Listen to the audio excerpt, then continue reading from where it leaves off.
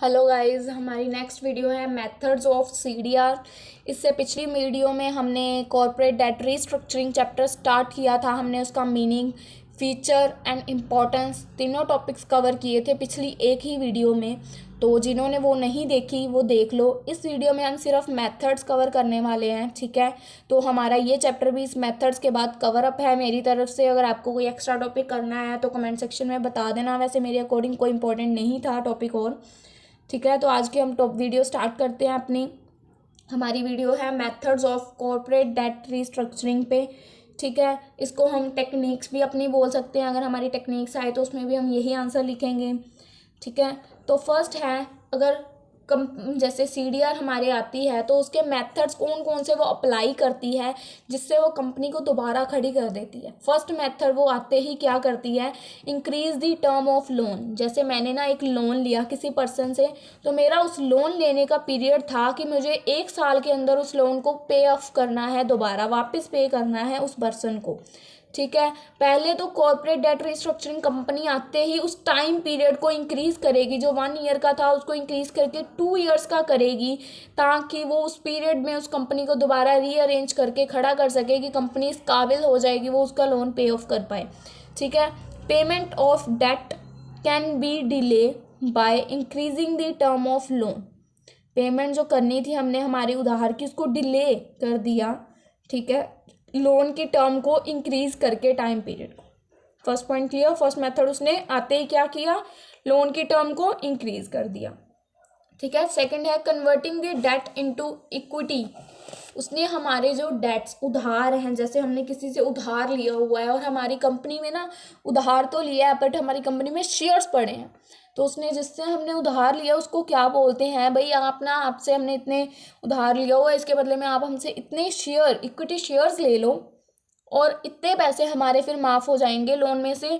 इसके आप हमें शेयर्स खरीदने के कोई पैसे ना दो, जो आपने हमें देने थे उसके बदले में आप हमसे शेयर्स ले लो, ठीक है। देखो अब क्या लिख रखा है, इफ़ द क्रेडिटर्स एग्री। अगर हमारा क्रेडिटर एग्री करता है, waive off some of their debts, कि हमने सब कुछ डेट्स को वो छोड़ देगा और उसके बदले में उनसे इक्विटी शेयर्स ले लेगा, तो वो ऐसा भी कर देते हैं। सेकंड स्टेप मेथड वो क्या अप्लाई करते हैं कि वो जो उनके डेट्स हैं उनको उनके इक्विटी शेयर्स के साथ कन्वर्ट कर दें।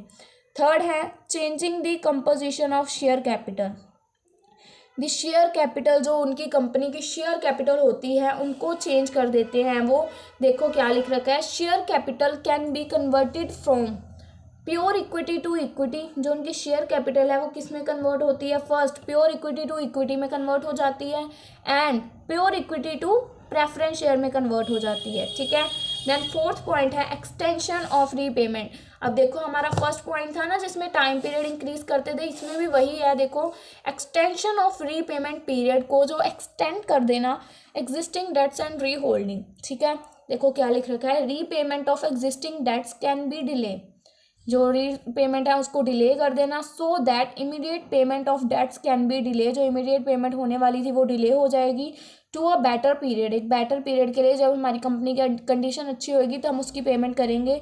This is possible only when creditors are ready to sacrifice. ये तभी पॉसिबल है जो कंपनी के क्रेडिटर्स हैं जो वो सेक्रीफाइस करने के लिए तैयार हैं इमीडिएट पेमेंट के लिए, ठीक है, कि उन्हें इमीडिएट पेमेंट नहीं चाहिए। नेक्स्ट पॉइंट है हमारा reduction of heavy interest on loan. जो उन्हें हैवी इंटरेस्ट ऑन लोन मिलते पे करते हैं वो उसको रिड्यूस करती है। नेक्स्ट स्टेप आते ही सीडीआर क्या करेगी, reduction on interest on loan. जो उन्होंने लोन लिया था पहले तो उसका टाइम पीरियड बढ़ाएगी, और उसके बाद जो उस लोन के ऊपर उसने लोन के ऊपर जो इंटरेस्ट पे करना था क्रेडिटर को उसको रिड्यूस करने की कोशिश करेगी, या तो रिड्यूस करेगी या बिल्कुल ही ख़त्म कर देगी बात करके उनसे, ठीक है। This is also one of the method of reducing debt by reducing the interest of the entire loan or dividing the loan into different parts, ठीक है। आई होप क्लियर हो गया है सारे पॉइंट्स। नेक्स्ट है रीफेस रिकवरी प्रोग्राम। जो recovery programme है उसको रीफेस करना। देखो इंटायर रिवाइवल प्रोग्राम, जो रिवाइव करने के लिए उसको इंटायर प्रोग्राम था, can be introduced into different phase. छोटे छोटे पार्ट्स में उन्होंने डिवाइड कर दिया। जैसे लोन पहले एक ही बार में पे करना था, उसने डेट कंपनी ने आते ही क्या किया, रिस्ट्रक्चरिंग ने उसको डिवाइड डिफरेंट फेसेस में डिवाइड कर दिया कि हम थोड़ा थोड़ा करके पेमेंट करेंगे, ठीक है। Then reduce margin. अब देखो अगर हम कहीं भी बैंक से लोन लेने जाते हैं, ये देखो बैंक से लोन लेने जाते हैं, हम 10,000 की चीज़ गिरवी रखते हैं तब जाके हमें 8,000 का लोन मिलता है। वो 2,000 जो बैंक मार्जिन रखता है उसको भी CDR रिड्यूस करने की कोशिश करता है। देखो पॉइंट है reduce margin. Margin can also भी रिड्यूस, मार्जिन को वो ट्राई करता है जितना हो सके रिड्यूस कर दे ताकि हमें ज़्यादा से ज़्यादा पैसे प्रोवाइड हों और हम अपने डेट्स की रिकवरी कर पाएँ। ठीक है। देन आगे पॉइंट्स ही है छोटे छोटे, आप पढ़ देती हूँ मैं, देख लेना। ठीक है। Conversion of compound interest into simple interest, जो हमारा कंपाउंड इंटरेस्ट है उनको सिंपल इंटरेस्ट में कन्वर्ट कर देता है। Then reassessing credit facility such as working capital, reassess कर देता है हमारी कैपिटल फैसिलिटी को। कन्वर्जन ऑफ अनपे इंटरेस्ट, जो हमारा अनपे इंटरेस्ट है उसको कन्वर्ट कर देता है वर्किंग कैपिटल में। Then procuring extra money for repaying loan, और जो एक्स्ट्रा मनी प्रोक्योर होती है उससे लोन रीपे कर देता है।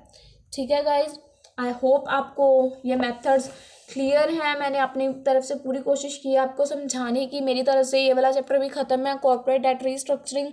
तो अब नेक्स्ट चैप्टर देखते हैं हम कौन सा करते हैं। और गाइज अगर प्लीज़ आपको ये वीडियो पसंद आई है तो लाइक शेयर और सब्सक्राइब ज़रूर करिएगा, और हो सके तो अपने फ्रेंड्स तक इसको ज़्यादा से ज़्यादा बीकॉम के बच्चों तक, क्योंकि इसमें बीकॉम का मोस्टली मटेरियल मैंने कवर अप किया है, तो हो सके तो इसको उन तक भी पहुँचाइए कि सब बच्चों को इसका बेनिफिट हो सके। ठीक है। Thanks for watching guys.